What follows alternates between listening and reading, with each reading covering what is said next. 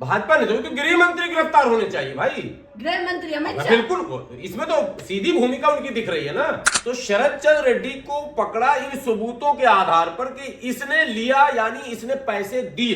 देना और लेना, रिश्वत दोनों एक पैमाना है, दोनों पर एक ही धारा लगेगा। लेकिन शरद चंद्र रेड्डी की जमानत हो जाती है और जमानत कोर्ट नहीं देती है। ये भी एक नई बात बताऊं, जमानत क्यों हुई? अगर शरद चंद्र रेड्डी की जमानत होगी तो सिसोदिया की क्यों नहीं होगी? और उससे चंदे लिए गए और टोटल 59.5 यानी 59.5 करोड़ रुपए उससे चंदा लिया गया। सवाल बीजेपी को। अब हेडिंग ये लगा दो, 60 करोड़ दो और जमानत लो, यही तो कहेंगे। चुनाव आयोग ने लिस्ट को सार्वजनिक किया और ज्यों सार्वजनिक किया वो 10 मिनट के बाद ईडी पहुंच गए केजरीवाल के। क्यों भाई, 2 दिन बाद कर लेते गिरफ्तार, पहले इसी पे बहस होने देते। बहस नहीं होने देना था और आज भी बहस नहीं होने देना। टीएमसी ने लिया, डीएमके ने लिया, फला ने लिया। अरे भाई मैं तो यही तो कह रहा हूं, जिसने लिया, अगर गलत स्रोत से लिया और गलत धन लिया, गलत तरीके से, सब पे कार्रवाई होनी चाहिए ना।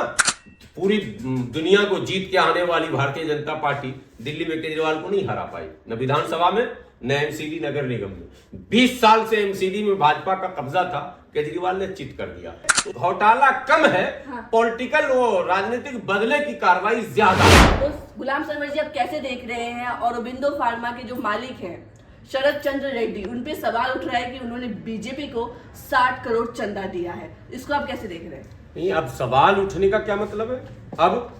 अब तो जो लिस्ट थे वो सार्वजनिक हो चुके हैं और लिस्ट को भारत का कोई भी अंधभक्त चाहे वो भी देख ले, किसी को भी देखने की इजाजत है। चुनाव आयोग के वेबसाइट पर जाए, लिस्ट को देखे और टाइमिंग को देखे। देखिए, मैं बहुत ज्यादा दिल्ली के मुख्यमंत्री अरविंद केजरीवाल जी से मेरा कोई भावनात्मक लगाव नहीं है और ना ही मैंने आज से पहले कभी उनके चुनाव में, शुरू के जमाने को छोड़कर जब पार्टी बनी थी उसके बाद से नहीं, कभी मैंने कोई अपीलें जारी नहीं की और न मैंने पक्ष में कभी कुछ बोला। लेकिन डेमोक्रेसी में एक सोशल एक्टिविस्ट की भूमिका क्या है? सामाजिक कार्यकर्ता को चाहिए कि निष्पक्ष होकर अपनी बात रखे। सो मैं प्रयास करता हूं इसका, मैं निष्पक्ष होकर अपनी बात रखूं। जो लोग सत्ता में हैं, केंद्र की बात कर रहा हूं, उनके आरोप, यानी उनकी जो एजेंसियां, आरोप कहीं ना कहीं लग रहा है एजेंसियों को कोई सूत्र तो है जो बताता है।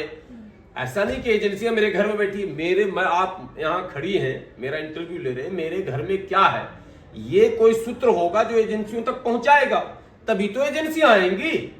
तो केंद्र सरकार के जो भी सूत्र हैं या केंद्रीय एजेंसियों के जो भी सूत्र हैं, वो केवल इतना ही सूचना क्यों दे रहे हैं कि भाई अरविंद केजरीवाल, संजय सिंह, मनीष सिसोदिया इत्यादि इत्यादि, और उसमें शरद चंद्र को अब आप पहले समझिए, बड़ा विचित्र खेल है। रेड्डी के खेल को अगर समझ गए तो भाजपा को आप समझ गए। खेल ये है कि पहले तो ये आरोप लग रहा है कि शरद चंद्र रेड्डी ने शराब में जो स्कैम की बात की जा रही है, जो अलॉटमेंट हुआ था शॉप्स वगैरह नई आबकारी पॉलिसी के बाद, उसमें रेड्डी ब्रदर्स ने कई शॉप्स लिए और रिश्वत दिए। सिंपल सी बात थी, रिश्वत दिया और शॉप लिया। तो पहले ईडी ने उसी को पकड़ लिया, भाई तूने रिश्वत दिया, रिश्वत देकर तूने ये सारे मामले किए हैं।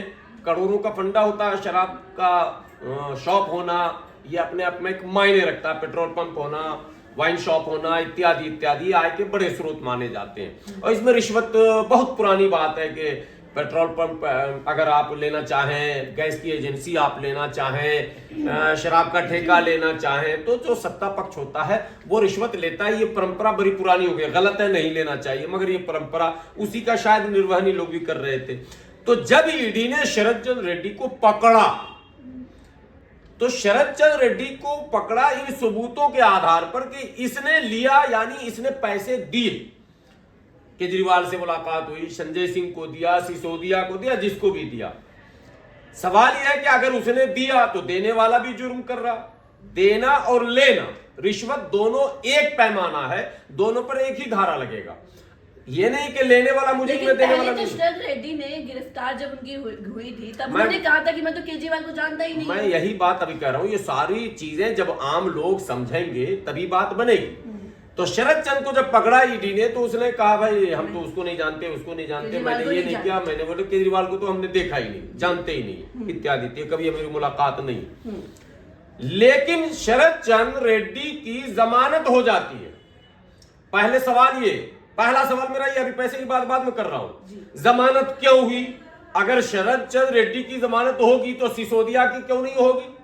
बात समझिए, शरद चंद्र रेड्डी एक व्यापारी है और मनीष सिसोदिया राजनेता है। लोकतंत्र में एक गैप है, एक सिंपैथी है कि कोई अगर पॉलिटिकल पर्सन है, कोई जन प्रतिनिधि है, वो भी यदि निर्वाचित है, जिन जनता ने मोहर लगा दिया, तो उसका थोड़ा सम्मान रखना पड़ता है। उसकी गिरफ्तारी, उसकी पेशी, उसके तमाम चीजों का एक बना हुआ है। इसीलिए एमपी एमएलए कोर्ट वगैरह भी अलग से बनता है, जिनकी पेशी अलग होती है। केजरीवाल तो कहते मारपीट हुई उनके साथ। मैं वहां आ रहा हूँ। सारी तस्वीरें दिल्ली के लोग देख रहे हैं, देश के लोग भी देख रहे हैं, क्या क्या हो रहा, क्या क्या हुआ।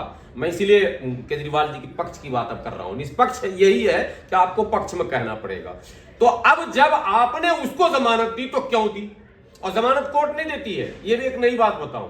इसमें जमानत उसे ही मिलेगी, ये prevention of money laundering act जो है, इस एक्ट में कुछ ऐसा पेच है कि जब तक अपोज अगर करती रही ईडी तो नहीं मिलेगा।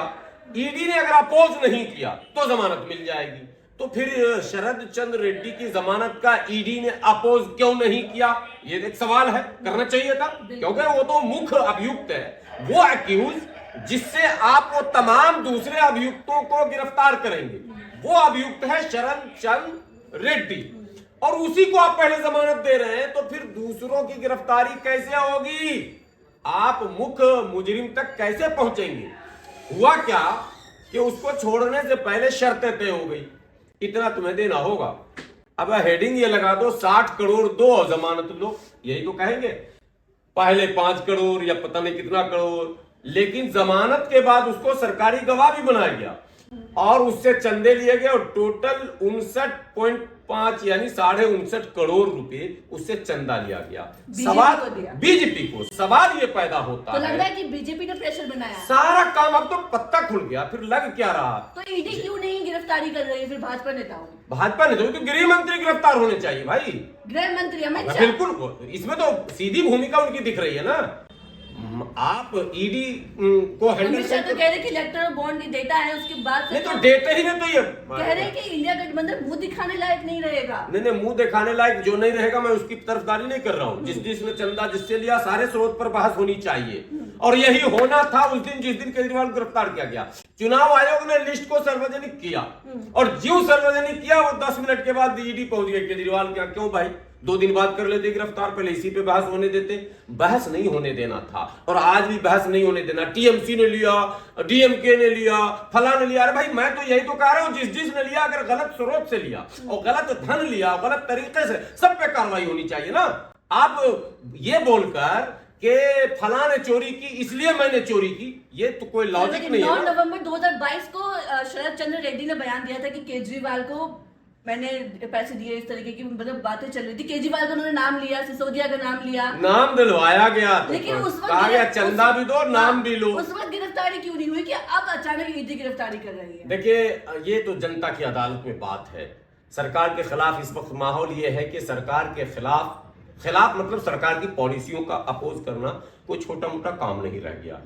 जो एजेंसियां हैं वो ऐसे लोगों को भी चैट करती है। आप लोग के यूट्यूब को सर्च किया जाता, देखा जाता कौन क्या क्या बोल रहा है, आपको पता नहीं। टीवी चैनल वाले उसमें से क्लिप काटते हैं, छोटे छोटे क्लिप काट लेते हैं, और काट के वो फिर उसको मुद्दा बनाते हैं।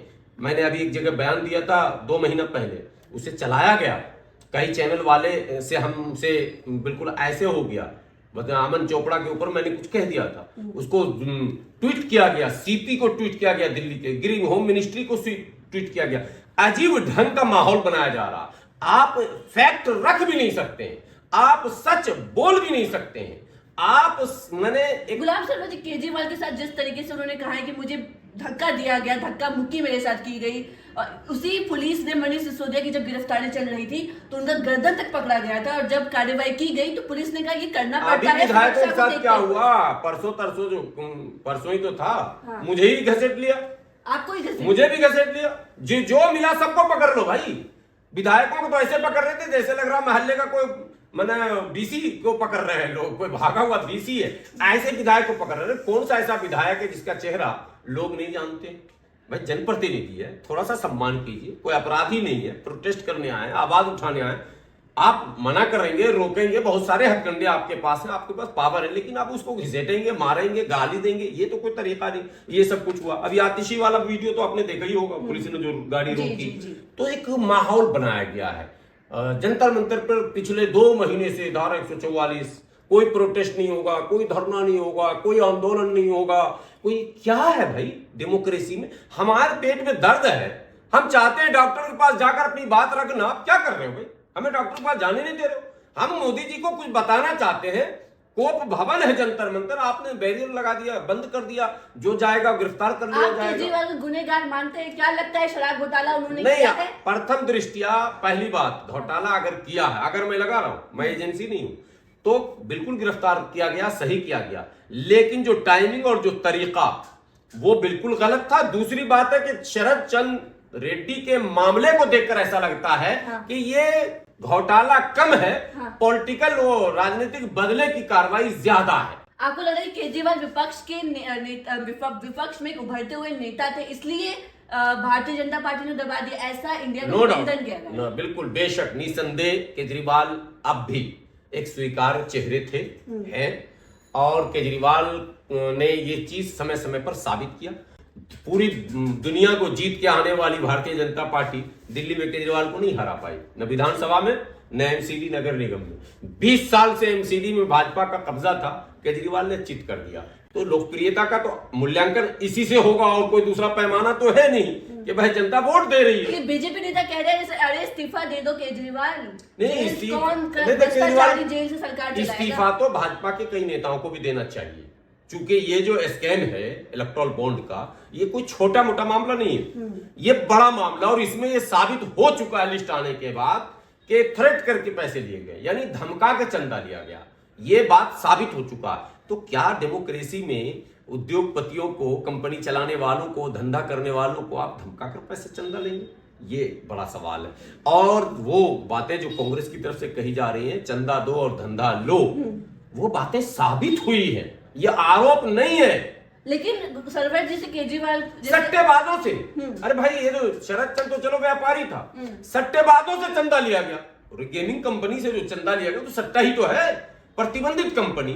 गेम गलत चीज है, सट्टा गलत चीज है, उससे भी आप चंदा ले। आपने बख्शा किसको भाई? किसी को नहीं बख्शा चंदा लेने में। तो ये एक बड़ा मामला और राष्ट्रीय बहस इस पर होनी चाहिए। विपक्ष को जितना तीव्र प्रतिक्रिया इस पर देनी चाहिए थी, शायद विपक्ष अभी दे नहीं पा रहा। दिल्ली की मंत्री आतिशी सिंह कह रही कि केजरीवाल के खिलाफ कोई सबूत मिला नहीं है ईडी को, ये गिरफ्तारी बेबुनियाद है, कोई सबूत है नहीं। एक आपने सरकारी गवाह पर कैसे मान लिया, जो व्यक्ति कुछ दिन पहले मना कर रहा था अब कह रहा है कि हाँ केजरीवाल और मनीष सिसोदिया है इसमें। असल में चारा नहीं है आपके पास, 2 ही चारे हैं। या तो आप सुप्रीम कोर्ट में अपनी गुहार लगाएं, या फिर आप जन आंदोलन खड़ा करें, आम आदमी पार्टी। हाँ, तो तीसरा तो कोई रास्ता नहीं, क्योंकि छोटी अदालत है, इनकी हिम्मत नहीं है कि ये इतने बड़े मामले में वो कोई फैसला दें, क्योंकि मामला हाई प्रोफाइल है। मुख्यमंत्री और गृह मंत्री के बीच की जंग है ये मुख्यमंत्री और गृह मंत्री के ईगो का मसला हो गया।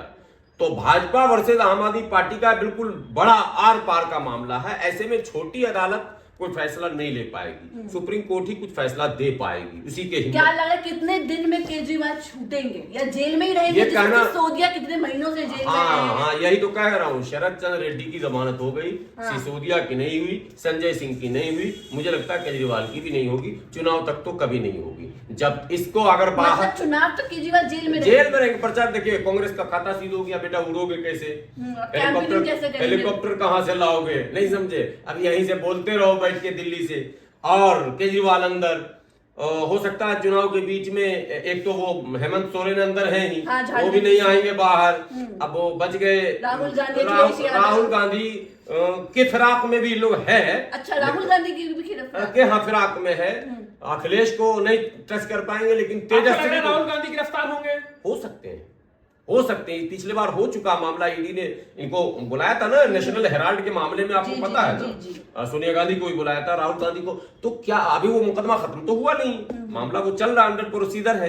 क्या पता फिर कुछ रिओपन करें नए मामले और फिर कोई मामला क्रिएट करें। तो ये तो सरकार अब लग रहा है बड़ी कि जो ताकत। बच्चे कुछ नेता हैं, बड़े नेता इंडिया अलायंस, चाहे वो राहुल गांधी, अखिलेश यादव, तेजस्वी यादव, ये भी जेल जा सकते हैं। ऐसा भी हो सकता है, इससे इनकार नहीं किया जा सकता। क्या मैंने कुछ नहीं होगा अभी, दो तो चार अगर दिनों में। गुलाम जी, अगर सब नेता विपक्ष के जेल में ही चले जाएंगे तो फिर चुनाव कौन लड़ेगा? फिर तो भारतीय जनता पार्टी जीत जाएगी फिर पूर्ण बहुमत। जनता लड़ेगी खुद चुनाव, और आंदोलन जनता के द्वारा ही खड़ा किया जाता है। मुझे लगता है 2024 का चुनाव कम है, आंदोलन और क्रांति ज्यादा है। चलिए ठीक है, तो ये थे हमारे साथ गुलाम सरवर जी।